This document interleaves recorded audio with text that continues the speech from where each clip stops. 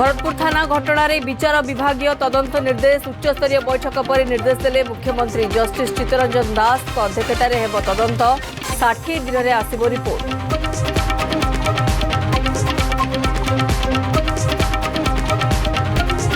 आज मुख्यमंत्री अभियोग शुणाणी अभियोग प्रकोष्ठ बदल में पाखरे सरकारी बासगृह हेब सर्वाधिक 1000 अभियोग शुणाणी हेब। ब्लॉक परिसर में उपस्थित रहिबे जिलापाल।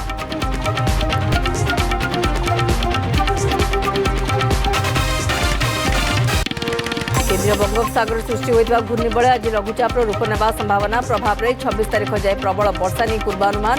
आज 12 जिले में प्रबल वर्षा नहीं येलो अलर्ट।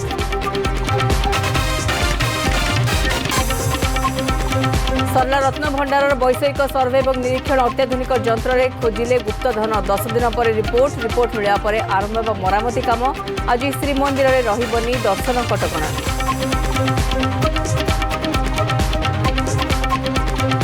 पुणी कंदेलाणी पियाज किलो 70 टंका बिक्री होउछि। दर वृद्धि नहीं ग्राहकों मध्य असंतोष। बेपारी मनमानी को स्वीकार कला कुबेरपुरी व्यवसायी संघ कहले आम नियंत्रण में नाहांती बेपारी।